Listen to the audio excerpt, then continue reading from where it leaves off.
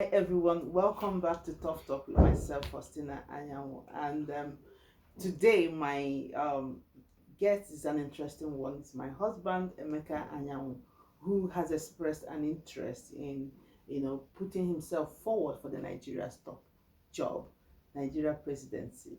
So we have some serious, discussion at hand today, and it's interesting because when and the one doing the interview is even more difficult and more challenging. So let's see how this goes.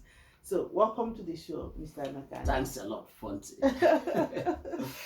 So, Mr. Emeka Anyanwu, you've had a wealth of experience, no doubt. You're an entrepreneur, you're a chemical engineer graduate, and you've worked in the oil sector, as well as you've traveled past different parts of the world.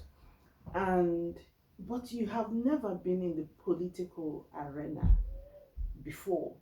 And an average Nigerian is used to, seeing their president being one of the people from the same, from the, ruling class and the cycle of politics that they know. Now, how are you going to convince an average Nigerian that you are the right man to bring the transformation that Nigeria needs at this point in time? First and foremost, thank you. You cannot solve a problem on the same platform for which was created. That is a very serious point. The second thing is that I want Nigerians to have this equation in their mind that freedom is synonymous with a responsibility. And without that, we cannot drive our talent. Because the key thing is the gift, your talent. So, do we have the right environment that will allow our gifts and talent to flourish? The answer is no. As you can see, the way Nigerians are being harassed, the way things are being handled in Nigeria. You look at the executive branch of the government; it's not working. Okay. The judiciary is not working. Mm-hmm. So the legislative arm is not working. So these are big problems. Mm-hmm. And I want to use this opportunity to cancel the misconception a lot of Nigerians have that Nigerians' problem cannot be solved. That is a misconception, and that is undermining the soul of our being, undermining the power God has given to us. Now, Mr. Anyanwu. Yes. I believe that before the thought of taking up the job came to you, you must have identified some issues that you think is holding Nigeria back. What are the three major challenges that you think you have identified that is holding Nigeria at the moment? And how do you intend to transform, tackle those areas? Well, first and foremost is law and order. Currently, we don't have law and order in Nigeria. Okay. So the executive is muzzling the judiciary and the legislative arm of government. And if there is no law, there is no order. And if there is no order, it's a chaotic situation. So it is the law that gives us the value. It is the law that creates the environment. Okay. It's the law that creates the culture. So for me, the law and order has to come as a top priority. Mm-hmm. Because how do you reward people? How do you inspire people to do great things? If there is no law and order, if there is corruption, if we don't have respect for our gift and respect for human life. Now, in terms of the law and order, which is one of the challenges you've identified, how are you going to apply yourself to restore that area? Well, I have to make sure that the executive, works within the bounds of law. Limits itself within its, environment. Mm-hmm. So they will have to work, the executive has to work with the legislative arm and the judiciary, but then the executive has to, work out things in a way that the system works. The executive has to, make sure that he doesn't encroach on the rights of the legislative arm. Now, And so what's the second challenge you've identified? the second challenge I've identified is medical facility, medical health. You see, health is wealth. If we don't have health, we don't have anything. Okay. So, and access to medical health is a human rights function. So, it's for people to have a basic, health is a basic human rights function. You see, what I mean is that, you see, health, without health, there's nothing you can do. So if you look at what is going on today, a lot of Nigerians are dying from diseases and problems which they shouldn't have died in the first place. But because we don't have medical facility, we don't have people to care for these people are dying. And we are losing talent. A lot of people who are, trapped in the seed bed is because who will come out and release their talents, they are trapped in the seed bed, so they cannot use their potentials. Mm-hmm. And if you don't have health, the uncertainty, the anxiety is there. Okay. Now, what's the third one? Now, what's your third? The third one is education. Mm-hmm. Transforming our educational system is very, very important, because if we don't transform our educational system, that becomes a huge problem, because it is not only about studying physics, chemistry, it is understanding the practicality of it, the fundamental aspect of it. So the educational system I will introduce is a transformational one, the one that will empower people not to look for job, but empower people to give job to others, empower people to produce, because lack of productivity is a big problem, and that is why it seems that Nigeria is being ranked as a poor nation, because we are not producing a lot, because we are not using our gift, because our gift is what makes, takes us to a higher place. It's what transforms people. It is the entire thing we are talking about. I can't understand where Nigerians, places the gift, secondary, the ethnicity, religion, plays a primary role, and they leave gift behind. Meanwhile, the gift comes, tops the priority. The gift is very, very important. What is your vision? What is your overall vision for Nigeria? And how do you intend to, actualize that vision for Nigeria if you are given the opportunity? Now, my vision for Nigeria is that of stability, strength, and progress. It is Nigeria that works for everybody. It's not a Nigeria that is lopsided, like the one we are seeing today under Buhari's regime. The things have now gone worse, from bad to worse. So if I become a president by come 2023, I will make sure that I carry out all my vision in order to achieve this stability, in order to achieve this strength, in order to achieve progress. Because without progress, there will be no growth. And without growth, we can't solve our problems. We had, Nigeria had the former president, Goodluck Jonathan, who is also, who's educated, who's a graduate and a gentleman. But Nigerians felt he was too soft to handle Nigeria issues.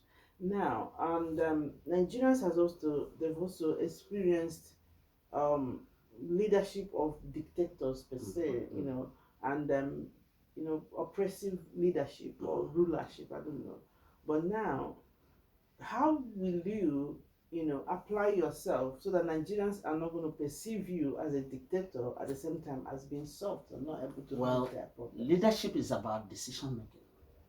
So it is your capacity, to take decision. And leadership is something you don't learn it in school. Leadership is something that comes natural. Not everybody is a leader. So, because for you to have a leader, for you to be a leader, you must understand the ethos of the culture of the people. You have to understand their belief, their perception. So because if you don't understand the belief and the perception, then you get it wrong. For instance, during good Lord Jonathan, there were certain things that were happening that were not supposed to happen. So those things that were happening in form of corruption, created a belief system and a perception that is difficult for us to stop today. Now, That is difficult. No. talk of corruption now. One will argue that the current leadership is even more corrupt than the leadership of Jonathan, and even some other previous. Like corruption has been a huge issue for Nigeria. How are you going to tackle corruption?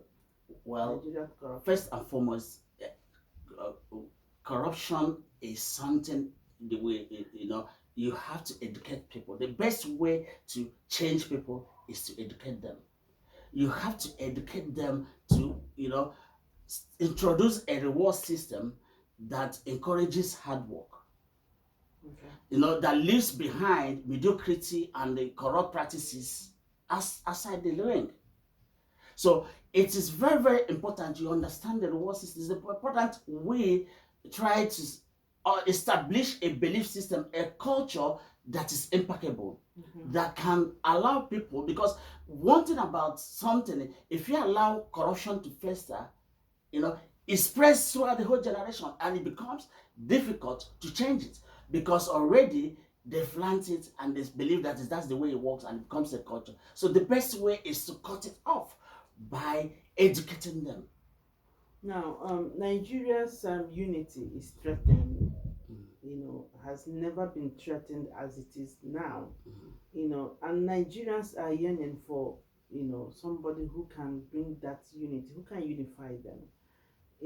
Coming from the eastern part of the country where people believe they've been disenfranchised, and where maybe people from the north might see you as a threat to what they believe is their right to rule Nigeria. How would you be able to dispel this and be able to position yourself to show Nigerians that, see, somebody, we can be one? You see, Nigeria is for Nigerians, and you cannot enslave a mind that knows itself. Okay. With proper education, with proper transformation, Nigerians will begin to see the difference. We begin to see why unity and progress of Nigeria is important. Like I always say that your gift trumps up everything. So right now we are doing things based on ethnicity, based on religion, which is a total misconception. So we have to, put up the gifts to top up, to come secondary, to become the primary thing we're gonna do. Because otherwise, you see, if people understand that it is the flourishing of your gift and the talent and the progress of Nigeria that is more important than their ethnicity and their religion, then they begin to change their mind about the indoctrination they've already received. So, because once Nigeria is not working for everybody, it's not working for anybody. So once there is no issue of security, there's no issue of law and order, it destroys everything, both the rich and the poor. No, everybody is in trouble. As we can see more at the moment that the political structure, the progress, the political process is not favoring anybody. Is bringing the economy of Nigeria down. And you cannot build the economy without individual freedom, without this freedom I'm talking about, because freedom comes with responsibility. So many Nigerians don't understand this. They believe that freedom, you can get it. There is a difference between independence and freedom. What we've been celebrating since 1960 is independence, which means not, which has no force. But freedom has a force. Freedom has responsibility. The burden is high, and that is why we chose the other way, which gives us independence. And then we are glossing everything. You cannot gloss freedom. You cannot gloss responsibility. Responsibility is very important for us to have unity and stability in Nigeria. In the last while, Nigeria is endowed with so many resources. We have iron, we have gold, we have cocoa, we have, our land is very fertile, and so many other things Nigeria is endowed with. But in the last 40 to 50 years now, Nigeria's economy has just been dependent on oil. How will you diversify the economy so that different talents, different areas, are allowed to participate in the growth of Nigeria's economy? See, if you want to solve any problem, you have to go to the genesis. They have to go to the beginning. So before the independence, we were operating a regional system, Okay. whereby each region is producing its products. Like the north is producing groundnuts, the west is producing coconut and the cocoa, and in the east they produce palm oil and other things. So if we can operate in that system, go back to how the regional power play, that will help us, to tap into, to release the potentials, to release the wealth, to release the capital from each region and place it into the hand of the federal to work for everybody. But in this situation, we are working from the federal, which does not apply. It's like leaving a family and going to a community, and that is the other way around. Okay. Finally, Mr. Emeka Anyanwu, I know this is the first part, the part one of our journey, of your journey to transformation for Nigeria. But now, finally, for this part now, my question for you is, looking at Nigeria's security at the moment, people are complaining that the president, President Buhari, is forgiving Boko Haram and rehabilitating them while citizens are being maimed on and on and on. So how would you react to that? Well, that is very dangerous. It's a bad precedent. Like I said, that you can't solve a problem on the same platform for which it was created. So these people created the problem and they are solving the problem. It's not going to work like that. Okay. They are not transformed. You cannot rehabilitate them in that fashion because they've not changed. To change people takes God knows what it means. So rehabilitating Boko Haram is something that is abhorrent, because you cannot take them and put them in the army. Look at what is going on in the military today. Because army, for something to work, there has to be trust. So if people don't trust the other, there's no way they can have cohabit, or there's no way they can function. So you got to change the mindset. You got to change, the way people's thinking, and that hasn't been done. Okay. And this Boko Haram, apologies are being put into the Nigerian army, thereby polarizing everything. That means Nigerian army cannot unify and have a strong sense of mission. Okay. So if I'm elected, I will not do that. I will make sure that people who have committed crime pay for it. Okay. I don't believe in summary execution, but there have to be a place where they have to suffer and pay for it, because otherwise we are setting a precedent. Otherwise we are creating a perception that that goes along the generation, that goes along everywhere, and then you can't stop it. Okay. Now, to conclude, I would like you to speak to Nigerians from your own heart, just in 1 minute. Tell Nigerians what you have in mind. Well, like I said, the equation I want every Nigerian to have in his mind or her mind is that freedom comes with a price. That freedom comes with responsibility. That currently we are enjoying independence, which is not a force, which is like we're not doing anything. Time for freedom means we have got to do things our own. We have to, accept the responsibility of making Nigeria a better place, because it is your obligation to make your country a better place. It is your obligation to transform your country, because if your country is not working, it will affect you. Even though you live abroad, I live abroad, I've seen the nuances, the problem. we face here. We have seen the impact of bad economy Nigeria is having on us. So generally, it is important for every Nigerian, to rise to the plate, to take conscious decision to bring a change that will last, a change that will bring legacy, so that the new generation can flourish and thrive, and then live in a country that works for everybody. Thank you. Thank you so much, fellow Nigerians and listeners. You have heard from the man himself, Emeka Anyanwu, who is also my husband.